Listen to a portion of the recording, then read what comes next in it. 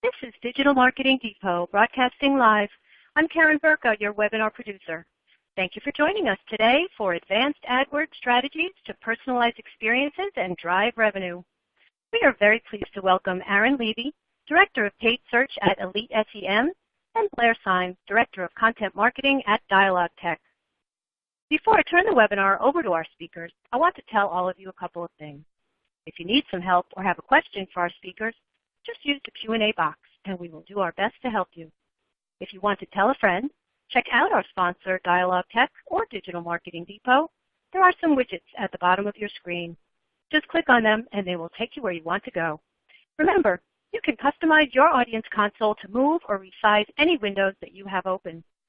We are going to hear a lot of great content, so I wanted to let you know we are recording this broadcast and we will make it available for viewing on demand this afternoon. I'll send an email when it's ready. So with that business taken care of, let me make some more formal introductions. Aaron Levy has worked in search for more than a decade, managing PPC campaigns for Fortune 50 companies, as well as startups and small businesses. He was most recently named one of the top 25 most influential PPC experts of 2018 by PPC Hero. Over the past 20 years, Blair Symes has published hundreds of articles, white papers, ebooks, and blog posts, and presented on dozens of webinars on a wide range of marketing topics, including B2B marketing, marketing automation, conversion optimization, and search marketing. Now, audience, you can see more complete bios and contact information for our speakers on the left side of your console. Remember, if you have questions for our industry experts, please make good use of that Q&A box. I'll get to as many of those questions live after the formal presentation. So with that, I will turn the webinar over to Blair Symes to get us started. There you go, Blair. Thanks, Karen, and thanks everybody for joining us today. We've got a really packed webinar, so I know we're going to go through some topics, a lot of strategies and best practices. If we go through something a little fast, as Karen said, just please ask a question in the chat box and we'll do our best to get to you that question at the end, or we'll follow up via email. So the goal of today's webinar is to provide you with not just best practices, but really advanced strategies to improve your AdWords ROI. Strategies that you can use to beat the competition, to acquire more customers at a lower CPL. I mean, everyone knows AdWords. Everyone knows that AdWords is extremely competitive. It seems like we're all kind of doing the same things. So what can you actually do to get a leg up on the competition? Those are the types of strategies that Aaron and I are going to provide you today. But before we get started, I did want to provide a couple slides to set the stage about why this topic is so important. And the first one I like to look at is analyzing just how big a spend AdWords paid search is today. So you can see some of the stats here from eMarketer. You know, nearly 50% of all digital dollars goes to search. A little more does go to display, but they consider display being not just banner ads, but YouTube ads, Facebook ads, all of that. So when you look at it really, for most of us, AdWords may very well be the biggest line item in our marketing budget. It certainly dominates paid search. There's a reason for this, obviously. Paid searches can be an incredibly effective channel for generating conversions and customers across all industries. So it's not a surprise that people are spending so much of their marketing budget on paid search advertising with AdWords. Now, I do like to show this slide and maybe take a second, if you can, to locate your industry within it, or if you're with an agency, maybe you have multiple industries that you serve. I think this is a very telling slide. We look at the one before about billions of dollars being spent, how AdWords is growing by 50% in the past couple of years. It's a huge growth, but really, what does that mean to you? If you look at the industries you're talking about, you know, sometimes it helps to look at it from a more of a, you know, from a macro to a more detailed level. What does that mean for conversions for you? Well, here's some stats that show how much on average different industries pay for conversions from AdWords. $49 is the average conversion across all AdWords. So every conversion, you know, on average across AdWords costs almost $50. It's a lot. But you can see how in some industries, you know, that number can explode to over $100. So it can be extremely expensive just to generate a single conversion from AdWords. It's very competitive, and that's what we're talking about today, is how can you do your best to generate not only the best conversions from your spend, but to lower your spend and spend less per conversion from AdWords. Now, we're also going to be covering two of the main topics where you can get an edge. One is local and one is mobile. So I wanted to show some stats on both local and mobile as it applies to searches and AdWords. You can see here at when we're looking at local search queries, the volume of local search queries really is exploding. You can see the billions expected over the next few years. It's a tremendous amount of money. And most of those searches, local searches, are taking place on mobile devices. So it's a tremendous opportunity for you to generate conversions from those local mobile searches.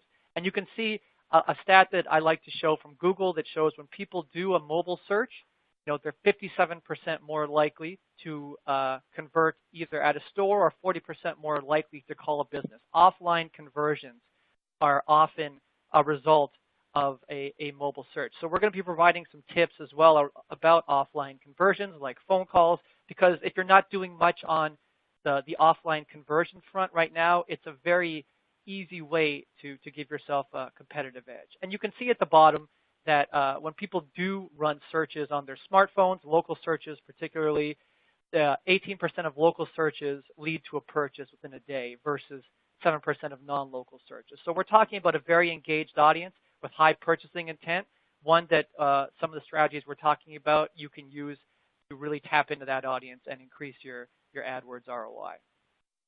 But mobile especially is a huge spend. If you think about how you're allocating your budget for AdWords, you're probably, like most businesses, allocating more of your spend towards targeting mobile devices like smartphones. You can see the way the spend is growing here for paid search, mobile versus desktop. Desktop is going down slightly, while mobile really is exploding. And you can see how as that happens, just like the previous slide that shows that people will convert offline, people will definitely call, whether they're searching locally or not on their mobile devices. So when you're spending more money, allocating more of your resources and budget towards AdWords mobile ads, it is important to know that people will be calling. So we're going to provide many tips as well, specifically around what you can do for call conversions you're generating to get a better ROI from AdWords. And the calls also happen regardless of what device you're using. So it's not just that people will engage with you more when they're running local searches on their smartphones and call your business more that way, which they do. But if you're in one of these industries or an industry where you're selling or marketing a product or service that is either complex, like insurance or financial services, or expensive, like automotive or a cruise or resort, or is something that people really buy infrequently, or is something that is urgent, like home services, for example, something they need help with right away, those industries will get phone calls all the time. Usually a high percentage of their conversions, 70, 80% can be phone calls. But you can see and locate your industries that you care about here. This is just a small group. But if you are an industry that sells something that's complex, expensive, infrequent, or urgent, you will get calls. So that's the reason why we're going to be talking a lot about call conversions as well. So with the stage set, you can see why it's really important to spend to get the biggest bang for your buck in AdWords. I'm really excited to have Aaron Levy here from Elite SEM. He's an expert on paid search, and he's going to start us off with some strategies for personalizing AdWords campaigns to drive revenue. Aaron? Thanks, Blair. You did a great job setting it up. And I think everyone's here for the same reason, because we're spending a whole lot of money in paid search and really want to make sure that it goes to the best place. So a quick little background on myself. I've been in paid search for a long time. I'm a director of SEM here at Elite, as was mentioned before. I also teach at Drexel University of Vermont. Those of you who are all having trouble hiring, there's an easy way to solve that, and that is to teach. So before we dive in, I'm actually going to share a little bit more personal information, maybe a little bit too much, but you'll see where I'm going after a little bit. So I wanted to paint a little bit of a picture as to exactly who I am. The reason being is that I'm a customer that most of you advertisers would want. So you think about who I am physically. I'm a 32-year-old white dude. I'm a single guy, so I get to make my own decisions. I went to a fancy college. I own a house in what Google might call a poor zip code, but in reality it's not. I own my own car. I live in Philly. These are attributes. These are physical things that I am. You can't debate these. It's obvious. Activities, these are the things that I do. I play golf a lot. I play hockey a lot. I'm on a bowling team in the winter with the Bowling Stones. I tend to use my phone the most in the morning and the evening. I don't really touch it during the day, but I also don't bring my computer home. Sometimes I drive, sometimes I walk, sometimes I take an Uber. It's a mix. Attitudes, these are the things that I think. These are the things that nobody, even if no matter how much they stalk me, would never know. I like to think of myself as value-driven, so that means that I'm not necessarily looking for the cheapest price. I'm looking for the thing that is the best value to utility ratio. I'm a semi-minimalist, so I'd rather spend more money on one thing versus less money on 10 things. I like to say that I'll save $1 but waste 100, so I'll look really hard for a free shipping coupon, but I also won't move my car for 2 days and get 2 tickets because I'm lazy. I'm sure that all of us have an element of that. I'm very nostalgic. I'm very brand focused. I'm very brand loyal as well. So the reason why I share all this is because I want you to think of the difference of me as a person and from an advertising perspective. So the top things, those things that I am, those are demographics. Those are things that Google, Bing, Yahoo, Facebook, they can see all of that. They know all of that. And you, in turn, can advertise based on that. Actigraphics, which is a word that either I made up or I'm misusing, but we're going to stick with it. The things that I do, most search engines and Facebook and social media platforms can sort of figure it out. They're not perfect, but they can try. You can advertise based on things that people are interested in or the activities that they do. Psychographics, that is what makes me tick, why I do, what I care about. Engines can't really read that. They can't figure it out. So that's where it comes to us as advertisers to be a little bit better. So I think now, at this phase, there have really been 4 major areas of search engine marketing. We're entering the 4th. If you think about the most basic terms, the very beginning, obviously, was all keywords and match types. That was all that we had. That was all that we could advertise on. The most common question we got from our boss was, why are we showing for the keyword baseball? Like, I don't know, boss, maybe it's not the most important keyword. We've moved a little bit beyond that, but frankly, in a lot of the advertisements that I look at, a lot of the accounts really aren't doing much beyond this, and that's a little dated. There's a lot more opportunity yet. Number 2, what I like to call the enhanced era, that's when we start looking at devices and retargeting. That's when we look a little bit beyond just the individual keywords, but when people do the actions they do and look at searches, more of a marketing funnel as opposed to just a one-time action. 3.0, which maybe is talking about last year and a little bit before that, maybe a little bit after. That's when we're thinking about searching for people. That's when audiences start to come into play. Again, something that is not fully fleshed out in the Google or Bing world yet, but still a huge opportunity. And 4.0, I'm sure that you all have watched the latest Google releases. That's when we're talking about the smart area, the era of big data, the era of artificial intelligence, the era of trust us, Google has it, we can take care of it, just take your hands off the wheel. Now, in certain degrees, all different factors of these are ways that we can identify people and find that perfect customer, like yours truly. So I'm going to go through a couple of use cases on how you can use each of these individual elements to drive not just as many conversions as possible, but the right types of conversions, the right types of customers, and how you can maintain people for a full customer life cycle.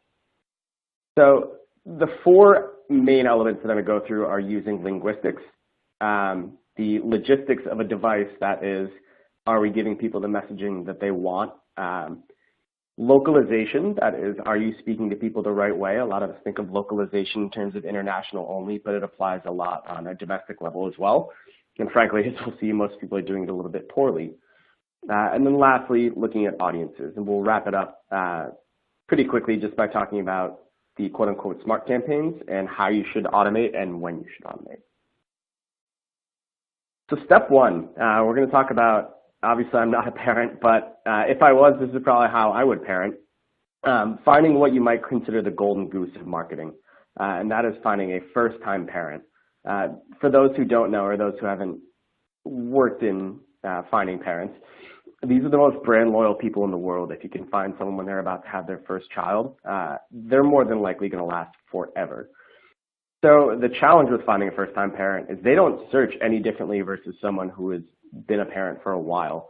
So instead, what we tried to do in this use case is find cohorts that represented what a first-time parent might be.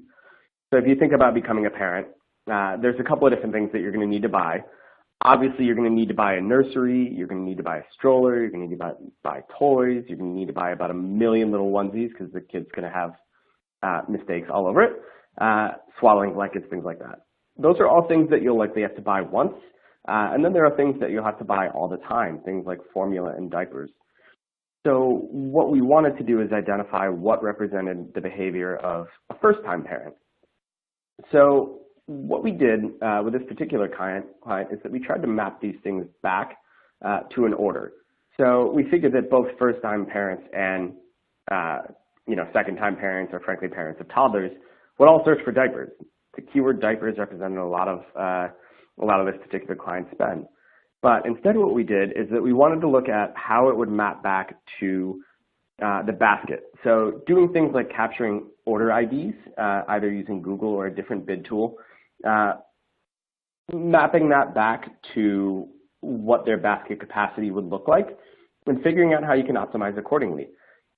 So what we tended to find is that those keywords on the top, things like top of funnel terms like diapers or very specific high funnel brands, or review type queries like best or reviews, these are not necessarily people telling us they're first time parents, but someone who's been a parent for a while doesn't need diaper reviews. They've already figured out what their kid likes.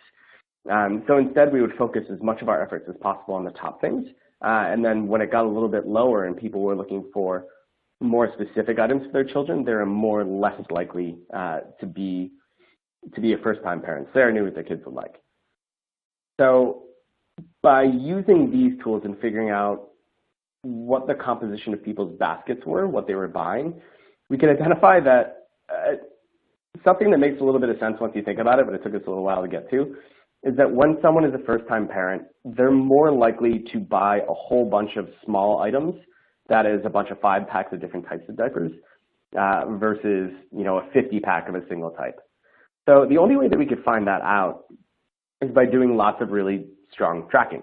So we worked with, in this case, our partner was Marin, but you can do it through any bid tool or through Google alone. We captured order ID, we figured out exactly what these people were doing, and then we could figure out the factors that apply to them, like geography or time of day or when they would do it. That information allowed us to kind of hone in on these best customers, and we could pay a lot more for them. In this particular case, we actually did leverage DialogTech because we found that first-time parents would call a lot more because they had a lot more questions. And DialogTech, as Blair will go into in a little bit later, does a really great job of capturing a lot more information than you could do from a lot of other call tracking providers. So moving to the second phase, the device era. In this particular case, it's for a home services brand, which actually I think Blair has highlighted in some of his later slides. But this particular case is for more or less emergency scenarios. And there's 4 different user paths the customer could take. They could either call from a landing page, they could fill out a form, they could call directly from an ad using call extensions, or they could fill out a scheduler on the site. Now, what we found over time is that customers prefer different things, and they show different performance depending on it. So we ran a profitability analysis on the back end to figure out which was the most likely to turn from a lead to a sale, which was the most profitable sale, and which yielded the best long-term customer. And what we found in this particular case is, honestly, that people were very lazy. They didn't want to fill out a form and wait for someone to call them. They didn't want to click through to the site and complete a phone call. We get the best performance for people that didn't have to interact with humans, or the people that had to go a little bit, less deep. So what was interesting is this actually helped us prioritize how we managed our campaigns. So we ran an analysis by device type, and we found that in general, mobile tended to skew a lot more call-y. Surprise, surprise, people like to use their mobile phones as phones. We actually saw pretty good performance from tablets as well. We found that people didn't use devices in a vacuum. And desktop, which coincidentally had the highest CPCs also gave us the least amount of leads that we wanted. They were the most likely to fill out forms, they were the most likely customers to be considering a lot of different partners, and they were the ones who performed the least for us. So doing an analysis like this of not just the total number of conversions, but lead types by conversions, allowed us to make a lot of changes on our landing pages so that we could shuffle performance towards the lead types that we wanted. And again, Blair is going to go into this a little bit, but how you can showcase the conversion type that you want on a given landing page for a specific device to help shoehorn that behavior in. So over time, we were able to do a number of different conversion type testing to make sure that we got as many of the leads that we want and as few of the leads as we didn't to make sure that we can maximize profitability. And this is something that, takes a little bit of effort to analyze on the back end, but it's totally worth it because you can optimize your spend a lot more efficiently. And even in the new AdWords UI, which we have a rule on my team that we don't call it the new UI anymore, it's just the UI now, makes switching a little bit easier. But there are a couple of tools where you can bid by conversion type, so you can bid higher for call extensions so you want those to show, which we found super valuable, especially in clients like this, where we want to progress and show as many calls as possible.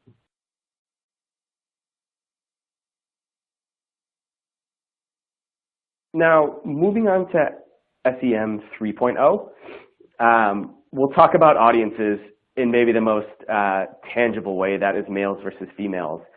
So audiences in general, I think, are one of the most criminally underused things, but the most basic ones, that is demographics, so age and gender. Performance varies tremendously between the two genders, and people aren't doing anything in terms of ad copy testing on this front, at least from the accounts that I've looked at.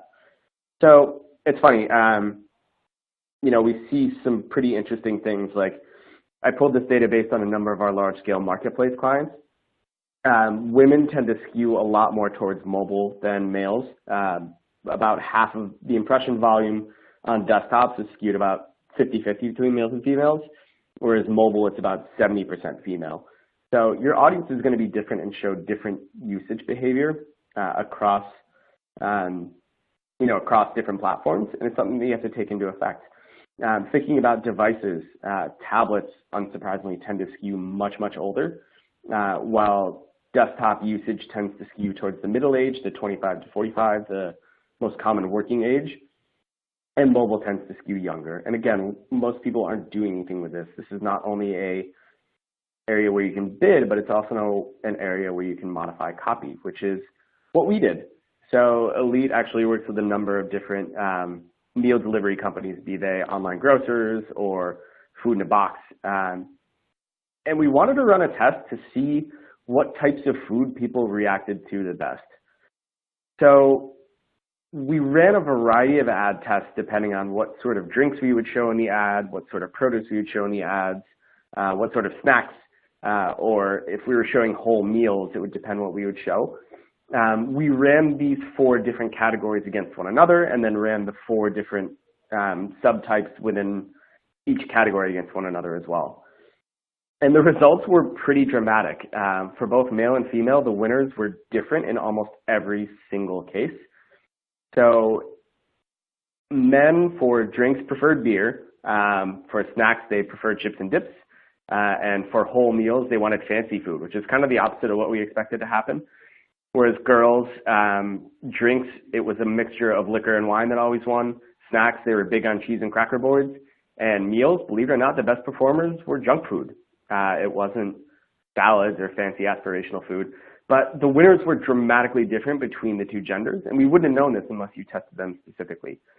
So it's something that I highly recommend people test for larger scale things, and just watch how query behavior differs, and watch how performance differs for different ad types. The only food that was a combined winner between both males and females was tacos, which I'm not surprised, tacos are delicious. But it was interesting to see that of all these 16 different meal categories we tested, only one of them had an overlap between the genders. Next, moving on to localization, which again, I think is something that most people are very bad at. So what I have here are are a couple of different screenshots from here in Philly, and I took a couple of pictures in New York just because I couldn't find good examples in Philly. But when you're thinking about localization, which from a call tracking perspective is immensely important, you can think of three different categories. So there's true local services, that is the mom and pop stores. Usually the sites are pretty bad. Users expect it, and that's okay. You can also think of what I would call fake local. That is people who insert a local metro into a national brand, and they'll usually have a pre-populated landing page that says, find appliance repair pros in Philadelphia, enter your zip code here. That tends to work okay, but it feels fake. So generally speaking, we'll find that going national does better than fake local. Also, the people who run the Better Business Bureau, you should probably spell check your ads because that's a little wrong. When you're thinking of localization, that is when you're really looking at things that truly matter. So we ran a test of whether you should bid based on, whether you should show zip code or broader metro or neighborhoods. What we found is that it didn't really matter as long as the copy matched how people searched. And people do not search using entire city or metro names. People do not search based on, I want to find who's the best appliance repair pro in Philadelphia, Pennsylvania. Robots talk like that. People don't. So if you show an ad like this one where it says appliance repair in Philadelphia, Pennsylvania, I know what state I live in. So you're not adding any value by doing it that way. If I search for my zip code, you don't have to show my zip code and my city and my state. Just show me what I searched for. So these examples of true localization where I didn't mean to do this, but they're both food delivery companies, where Seamless is showing me an ad based on Dumbo, which is a neighborhood in Brooklyn. Or in Philadelphia, I searched for South Philly, and what they did that was really smart here, I didn't highlight it, but on the very bottom, they have Honeygrow, which is a special food, a DIY salad company that was started here in Philly. So it shows to me that they know what my city is. It's a lot more powerful than just kind of shoehorning in the name of a city. So when you think about localization at scale, that is trying to localize everything, you kind of have to do it manually. I haven't found a really good automated solution yet, and I really wouldn't recommend it. When we're thinking about phone numbers as well, local phone numbers do usually edge out the performance of a toll-free number. The problem comes in that, and I think Blair touches on this. If not, he can answer any questions about it. A lot of times when you're trying to use a local phone number, the true local numbers run out. So they create new area codes for a local number, and those tend to perform poorly relative to an 800 number.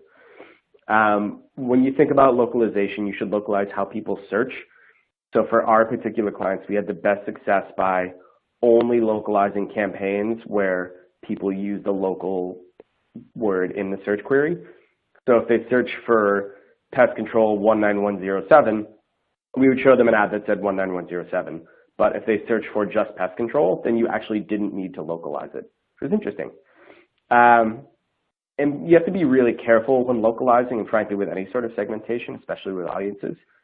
Don't make your data too small. You have a lot of big data, so you don't want to shrink it too much and get rid of all that glorious stuff. Otherwise, you won't be able to automate. So the last thing that I want to touch on is automation. I'd be remiss, if we're talking about personalization in search, if we weren't talking about automation like our dear friend from Humans here. If we're talking about automation, I don't think that we're truly ready to let go of everything yet. We're not ready to let Google run everything soup to nuts. But using some of the tools that individual channels have, like better bidding within Google, or leveraging some of DialogTech's tools to identify positive calls versus negative calls versus converting calls versus non-converting calls, that's where it's truly powerful. So when you're thinking about using AI or automation, think of it in the term of what I would consider perfect versus imperfect information. Those of you who listen to podcasts, there's a really interesting big data podcast by the guys at Stuff You Should Know. Really fun podcast. But they talk about game theory, and imperfect information is when the machine doesn't have everything available. So an example of imperfect information game would be poker, where people are designed to lie, cheat, steal. Whereas a perfect information game would be something like checkers or Go or chess, where all the moves are laid out. So if you're thinking about automating, if you're a small local business, I would recommend keeping your automation to a minimum just because a lot of this data won't be available. If you're a mid-size advertiser and you have kind of a larger set and a good amount of data, I would recommend using partial information. So you would automate things like responsive copy, bidding, dynamic search ads. Those would be partial automation, and those are things that I would recommend for most advertisers. And thinking about full automation that is completely letting your hands go, I would save this for the biggest of big data, the most stable tools where AI can truly learn. Now, switching gears, I will pass the ball back over to Blair, who will talk a little bit more about some of the interesting things they at DialogTech have been doing to take advantage of their stuff from a call perspective. Yeah, thanks, Aaron. Extremely valuable information. I'm going to go a little bit more into detail on some of the topics that Aaron touched on. And one of them, I think I want to frame my presentation more around how to take a data-driven approach to call conversion. So many of us, most of us, all of us do this for the online conversions we drive. But when people convert offline, and as we saw earlier, that's happening in larger and larger amounts, especially from your mobile ads and your locally targeted paid search ads. It really does pay off to take a data-driven approach to those calls. And it's a little bit different than what you're doing for your online conversions. So I want to go ahead and show you exactly what that looks like. So to start, I do like to begin with a quick customer example here. Roy's Restaurant. Many of you might be familiar with Roy's. They are a upscale restaurant, high-end, with 21 locations across the United States.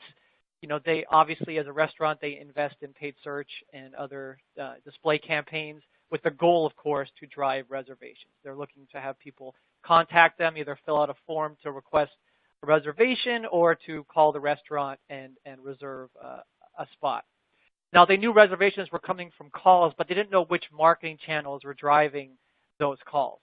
So in order to really optimize their ROI in a very competitive, dining is a very competitive, restaurants are competitive AdWords category, they really needed to get a better hold of what was happening with their calls.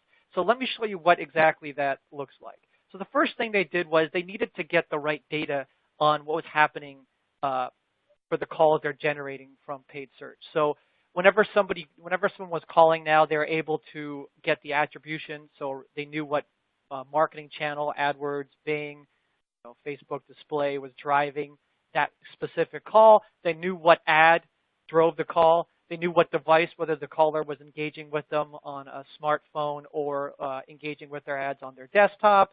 They knew what search keywords the person was calling from. They also knew if it came from a call extension versus someone who clicked through to the ad and called from visiting the Roy's website. And that's an important thing, which I'll cover a little bit more in a second.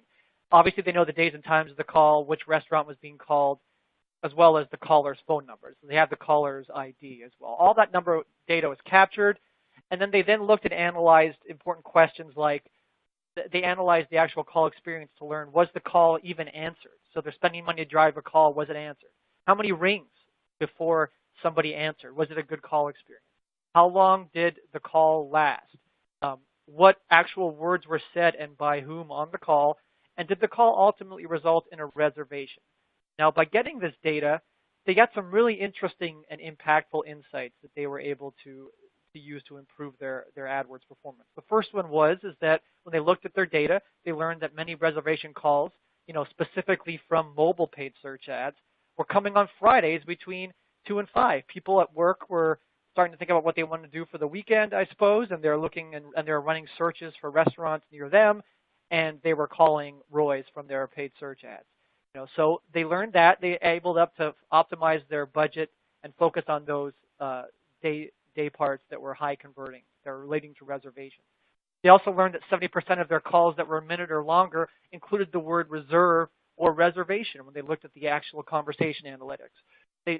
Knowing that, they then were able to say, okay, which keywords ads, targeting strategies are driving these 1 minute or longer calls. I'm going to allocate more of my budget towards those. They also learned that even though non-branded terms, the calls from non-branded terms were more expensive, of course, non-branded terms are often more competitive. It makes sense that they're more expensive. They were driving calls and reservations from first-time visitors. Now, as a restaurant, getting that first-time visitor in the door is a worthwhile expense. You're willing to spend more to generate new business, because once they come in and try your restaurant, hopefully they won't need to engage with your paid ads anymore. They can just find you on SEO or call you in a free way. So great use of spend. Lastly, by analyzing the actual call experience, they learned that with some locations, people weren't answering the phones until 20, 30 seconds of ringing. And they were losing calls. It was bad call experience to somebody looking to book a reservation. They coached up those locations in order to make answering calls a priority. They then knew what was happening, the results of these calls, and then they were able to make more intelligent retargeting decisions. So, for example, if somebody came to their website but didn't call or convert online, they put them into a specific programmatic display ad campaign. If somebody did convert, they wanted to try to retarget that person, get them to come back, they usually used a special offer, like enjoy $25 off. You can see the display ad right there for someone who converted via paid search already. Or, they also use lookalike ads to find similar audiences like the people that actually converted already. So a good audience to retarget, they were finding similar audiences like that to extend their reach and bring in new diners through the door. Now, just by taking this data, by bringing calls in and taking a data-driven approach to calls, you can see the results. In just 7 months, they were able to generate 460-some more call conversions percentage-wise. They also increased reservations by over 400%, and they decreased cost per reservation by 38%. So these are the type of metrics that obviously as paid search marketers, you're looking to increase conversions, business, as well as decreasing cost per action. And they were able to do that by taking a data-driven approach to calls. So I'm going to go into more detail about what this looks like for you and share different examples from different companies about how they're doing this. But this is sort of the summary slide where I like to set the stage for what it looks like to take a data-driven, personalized approach from digital paid search to phone. So you can see in step 1, your paid search ads generate a call. You can use that online interaction to help determine the best call experience, and I'm going to go into more detail about what that looks like. So someone calls, you can use their online, what they do online, who they are, the time of day, all that, to actually determine where that caller gets routed, to route that caller to the best agent or location to handle their specific request. You can then analyze the conversations for things like purchasing intent and outcome. Was it a good caller? Is it someone you want to retarget? You can then determine that and put them into the right audience campaigns you have to retarget them, use them in lookalikes, etc. And hopefully that will end up generating more calls for you from that person.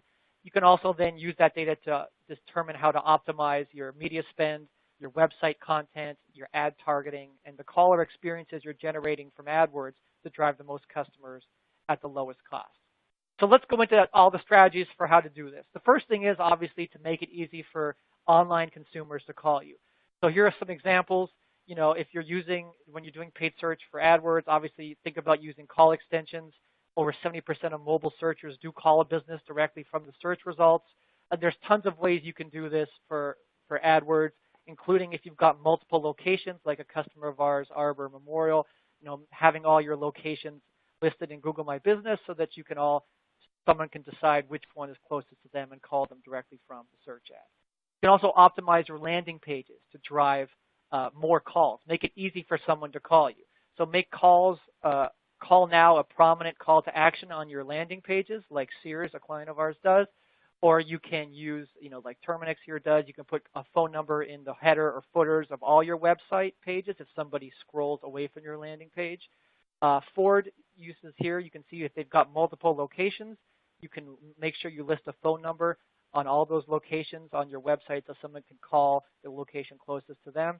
And Sylvan, another customer of ours, if you see, if you're sending somebody to a landing page with a web form, that's fine. but make sure, it's very easy to add a call now, call to action at the top. It doesn't take up a lot of space. It's an easy way to give somebody an option if they want to convert by calling to do that. And it's a great way to drive more conversions from your paid search ads if someone prefers to call you. Now, you should also capture data around that call. I showed you examples with the Roy's restaurants, but here's some of the 4 buckets of data we recommend that paid search advertisers collect for their calls. So what drove the call, from the channel ad keywords down to the actual web page or website interaction where somebody called you from, who the caller is, their geographic location where they're calling from, if they're a first-time or a repeat caller, and the device they're using to engage with your ads. And then, the caller experience, what was said on the call, where did the call go, what location did it go to, how long did the call last, was the call even answered? I'm going to go into a bit more detail on these, but this is all information that as a paid search marketer you should have in order to make the right optimizations. And the 4th category obviously is critical. You're not looking to spend your AdWords budget to generate conversions. You're looking to generate customers, appointments, sales opportunities. So being able to tie all of that data in 1, 2, and 3 back to what was the ultimate impact of that lead? Was it a good lead? Was it a quality sales lead? Did it convert on the call? What should you do next with the caller? This is all that data that you can use by capturing analytics and taking a data-driven approach to your phone calls. You have that data. It's obviously advisable to integrate your call data into the other ad platforms you use to optimize digital advertising. So for example, putting that call data into AdWords so that you can see which keywords, which ad campaigns, which devices, et cetera, drive not just online conversions, but phone calls, whether from a landing page or directly from a call extension. Having that data in there makes you have more accurate, impactful optimizations. You can also put that data into your analytics platforms. Google Analytics or Adobe Analytics are very popular ones. You might use something else, but you can put your call data directly into there and look at it alongside your online data for a truly holistic view of your customers. And then if you're using an optimization tool for paid search like DoubleClick or Marin, which Aaron mentioned, Acquisio, Kenshu, any of the other tools, making sure that your call data plays a part, that metrics are included in there so that you can use that call data to really make the right, most accurate, most impactful optimizations as well. So a couple tips I did want to go into. You're making it easy for someone to call you. You're collecting data on calls. The next thing you should do, of course, is to dig into that call data and see, which locations that you're targeting from your local ad campaigns are generating not only the most calls, but the best calls. And then you can optimize your ad spend like what Roy's was doing to generate the most calls from those locations. You can also increase your bids for the best days and times like Roy's did as well, making sure your ads appear at the best days and times to generate a phone call. So if you know someone's likely to call you during certain times, making sure your ads are front and center during those times is a great way to generate better conversions and customers. Don't run your call-focused ads when your locations are closed. So, if you don't have a call center you can send calls to, you just have brick-and-mortar locations, don't run your ads during the times when someone's not going to be there to answer the phone. We looked at all our call data. We looked at millions of calls that we track for a wide variety of industries, and we found that 1 in 5 paid search calls goes to voicemail. So not really a great use of your spend. You could still maybe recapture that opportunity, but most times when a caller goes to voicemail, you've lost that opportunity. So don't run call-focused ads during that time. Give them an opportunity to convert online if that's what they want to do. And then comparing your calls from call extensions versus calls from your website. Now, this makes a lot of sense, seeing not only how many of each type of call you're generating, but the quality of those calls. 2 really different examples here. A customer of ours, a logistics client, found that 90% of the calls from call extensions from branded keywords. So someone was running a search for the company's name, a branded keyword, and they were calling from the call extensions. This company, logistics company, found that 90% of those calls were job seekers, not something that they wanted to invest their paid search budget into. But on the other hand, a large home services company found that when people call from their call extension versus their landing page, 2 times more of the people who called from the call extensions went on to convert to a customer. So they found that was actually really valuable use of spend. It just depends. You really need to get the data to know, But just because you're generating a ton of calls from your call extensions or from your landing pages doesn't mean those are good calls and the type that you want to generate. So now you're generating calls, you're getting data, these conversations, you're sending calls to your call center or to your brick and mortar locations. It's important that you deliver the most relevant call experience. So that's part of the topic of this webinar is personalization. That's how you can optimize your AdWords ROI is to make it as personalized and relevant to each of those people engaging with your ads as possible. So, think about where you're sending calls today. Based on what you know about the caller at the time of the call, all that data that I've talked about that you can know about the caller when that call happens. Think about where are you sending calls and what is the best call experience based on what you know about the caller. So if you're sending calls to a single location, okay, is that location then closed at a certain time? If you're sending it to multiple locations, does it make sense to send callers based on the geography of where they are to your closest location to help them? If you're sending calls into a call center or into an office where there are multiple agents, are there certain agents who handle different geographies or handle different subjects, different product lines? The quicker you can get somebody to the right agent or location that can help them, the better the call experience, the more likely you are to convert that caller to an appointment, to an opportunity, to a customer, and that's really how your ROI from AdWords starts to really shine. So what does that look like? A couple examples here to personalize the call experience by routing people to the best caller or the best agent or the best location based on their data. For example here, an insurance customer, if they've got a call center open, maybe if someone calls after searching for cheap car insurance in Illinois, I'm going to route them directly to the agent handling auto versus if they call from a home insurance page, I'm going to send them to the agent handling home insurance. Don't make those people bounce around and have a bad wait on hold for the wrong agents. Get them to the right person right away to convert them. Another example, a multi-location retailer, if someone calls from downtown Cincinnati, you can route them directly to that closest store nearest them. You've got a call center and someone calls after hours and the store is not open, don't send them to voicemail at the store, send them to a call center. Again, think about where you're sending calls and think about what the best possible experience would be based on what you can know about somebody, which is quite a lot at the time of the call, and think about how you can improve that caller experience, personalize it, make it more relevant and frictionless when they engage with you by calling. Another strategy some businesses use is if they know that one marketing channel converts at a higher rate than other channels, you can prioritize those callers. So for example, if Google AdWords is your best channel for driving customers, if someone calls from Google AdWords, you can put them into a VIP call queue so they get answered right away. Everyone else, for example, can be routed into a regular call queue so they get answered in the order of which they called. But let's not have your best callers, your best customers, the most revenue, the high purchasing intent callers wait on hold for too long because you're going to lose business that way. Another strategy people use to personalize the call experience, your marketing generates a call, you know what generated that call, you have information on who the caller is, what web page they called from, what keyword search they did before they engaged with your paid search ads. You can pass that data along to your agents who are answering the calls before the call happens. So a call comes in, the agent will know this caller came from, in this case, downtown Chicago. They searched for cheap car insurance, and they engaged with me from one of my Google ads. I'm ready to engage with this person and have a meaningful, targeted, relevant conversation right away. I'm going to go right into it because I know who they are and why they're calling. So the call happens. We've generated the calls. You've routed the people to the best location. The call happens. What should you then as a marketer do to use the data about what happens on a call to improve your AdWords ROI? So here's another customer of ours, Sylvan Learning. They've got around 800 locations in the U.S. They're a child tutoring provider. 70% of their conversions are phone calls.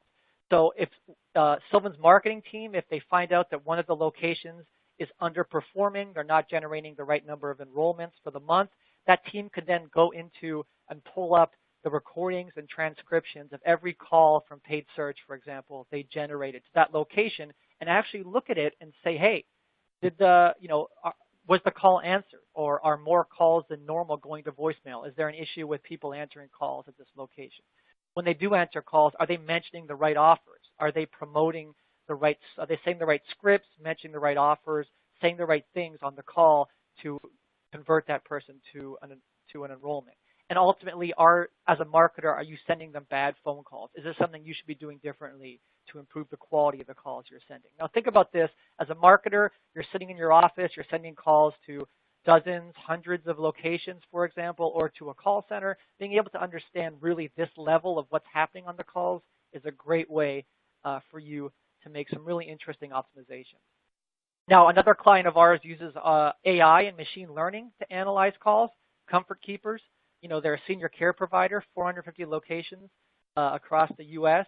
Now, they got a small marketing team. They generate 3,000 to 4,000 calls a week to all of their locations. The marketing team can't sit there and listen to recordings or read transcriptions, so they use our AI and machine learning capabilities, artificial intelligence, to automatically analyze the conversations, the words that were spoken, and look at what was said in order to determine, was the caller from a new potential customer, which is great? Was it a current customer, maybe not the type of person that Comfort Keepers wants to spend their money to generate? Or was it some other type of call, not a solicitation, a spam call, a wrong number, whatever? They can then dig in and go deeper and say, for these new callers, was it a good lead or a bad lead? Having that data enables them to prove to each location, each franchisee, not only the number of calls they sent to them, but how many of those calls were actually good calls, were potential sales leads. And you can then use that data so the person, what stage in the customer journey the person is. You've analyzed the conversation. You know if they're a good sales lead. You can then personalize what you do next with that person, with that caller. You can put them into whichever audience segments you currently have to personalize your paid search advertising. So for example, if they called but didn't become a customer or didn't become an appointment, but they're a good lead, you can retarget them, put them in your retargeting ad campaigns. Or if they did become a customer, perhaps you can put them into an upsell or a cross-sell campaign to get them to buy more from you. Or you can put them into your lookalike campaigns to find more people like that caller because you know that they're a good caller and they're worth targeting. Or perhaps if they became a customer and you don't want to advertise to them anymore, you don't want to retarget to them certainly, or they're a bad caller, they're not a good lead, you can then suppress that caller. You can then say, I don't want to show any of my ads or waste budget generating calls or targeting this person in my advertising. But again, you need to know what happens on the calls in order to make this level of optimization and personalization for how to get the right ad in front of the right person at the right time. One thing I do like to recommend is that if you're going to do this, separate your calls, people who converted by calling versus the people who converted online. And the reason why you can do this is because if someone calls you, it's a great indication about how they want to engage with you.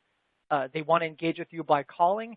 So it makes sense to separate these campaigns and then really build and tailor an ad campaign for somebody who actually wants to call. It's a better way to engage with somebody and get a caller, someone who has a preference for calling you, to engage with you again by calling. So what does that look like? It's pretty simple. For your retargeting campaigns, for people who want to call you, just alter your language in your ad like Sears does here. It's simple. Just tell them to call now. Put your ad campaign messaging to say, call today, as opposed to, request something online. If you know someone wants to call you, it makes sense. And then put a call extension, of course, in your ad to make it easy for someone who's called you before to call you again.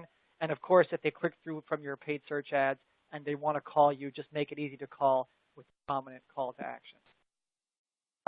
Lastly, I did want to show you, Comfort Keepers does a great job of this. When somebody engages with their paid search ads, for example, and calls one of their franchisees, they then know if this person was a good caller or not, somebody they want to retarget or use in their lookalikes, and they do that. So, for example, you can see how they put put callers into a display lookalike campaign to try to retarget them. And if you can see the call to action, it says talk to a Comfort Keeper today. These are people who want to call. They have a call to action of talking to because it's more in the language of how this caller wants to engage. And doing this has enabled them to drive 4 times the calls as the next best targeting strategy. So, we're coming up on our Q&A, but again, I just wanted to reiterate, this is just a way to personalize and optimize and drive more revenue and better conversions at a lower cost by using these valuable the data you get around calls and taking a data-driven optimization approach to calls. So with that, if you want to learn more, you can go to the DialogTech website. We've got a bunch of ebooks that go into more detail on many of the topics that we covered today. Just visit dialogtech.com. Our DTU is our publishing house where we've got all the best practices for ebooks. If you want to get a personal demo of our call analytics platform to see what kind of data you can actually be getting around your calls, you can visit dialogtech.com. Of course, if you want more help with optimizing your paid search and other campaigns, Aaron and the good folks at Elite SEM would be happy to engage with you. Just visit their website and engage with them that way, Elite SEM. So with that, I'm out of breath. Karen, if you want to come back and ask questions in the time that we have, I'm sure Aaron and I would be happy to answer. Thanks so much, Blair. Yes, audience, we warned you that this was going to be a chock-full webinar today, and we got a lot of great information from Blair and Aaron. We have a lot of audience questions, and we're not really going to have time. I'm going to try and get to one, maybe two. Just want to remind everyone, as Blair said earlier, all of our questions are going to be forwarded on to the folks at DialogTech, so you will get follow-up answers to your questions. We had a lot of good ones today. Let's see if we can get to a couple. We did have several questions around the topic of call-only ads. I'm just going to pull this one up, but I'm going to ask both of you to speak for a minute or so about how valuable call-only ads are. This particular attendee says, I quit them because they were charging me for clicks that never completed into a call. I didn't even get a site visit. Blair, can you speak to how valuable AdWords call-only ads are, and then we'll get Aaron to take as well? Sure, absolutely. It varies by industry. For call-only ads, it's true. If you're getting a click, but the person's not completing the call, you definitely need to get the analytics around if the call was actually completed, what happened on the call, was it the kind of call you're trying to generate from a call-only ad. I think they have a lot of value for use cases like if you're retargeting somebody who's a good lead already, maybe, or if you're in an industry like home services, for example, where it's an urgent purchase where someone needs help right away.